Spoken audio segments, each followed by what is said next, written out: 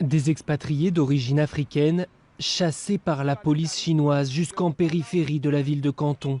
Sur cette vidéo amateur, ces hommes prétendent avoir été expulsés de leur maison ou de leurs hôtels, suspectés de venir propager le Covid-19.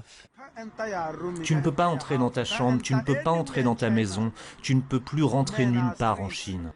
Les actes de discrimination, voire de racisme, se multiplient à Canton, où vivent et travaillent plusieurs centaines de milliers d'expatriés africains. Selon les autorités chinoises, ces incidents interviennent après que 5 Nigérians testés positifs au Covid-19 n'ont pas respecté les règles de confinement pour se rendre dans plusieurs lieux publics.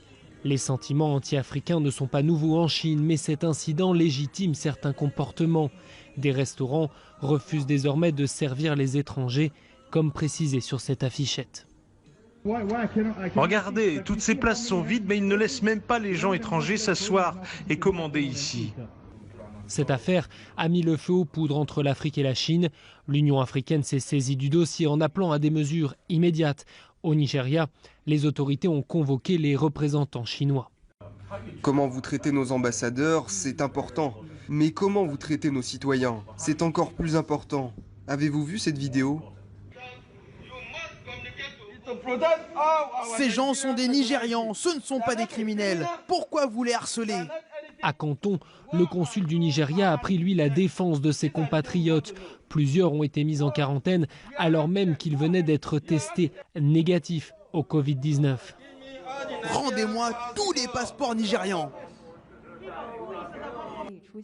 Sous pression, la Chine a reconnu des dysfonctionnements et a promis d'améliorer ses méthodes. Le gouvernement chinois attache une grande importance à la sécurité et à la santé des étrangers en Chine. Tous les étrangers en Chine sont traités sur un pied d'égalité et la Chine s'oppose à toute approche différenciée visant des groupes de personnes spécifiques. À Pékin, on souhaite désormais éviter que cette affaire prenne trop d'ampleur. Ces incidents ne doivent pas venir ralentir ou remettre en cause la stratégie de la Chine qui compte bien rester le premier partenaire économique de l'Afrique.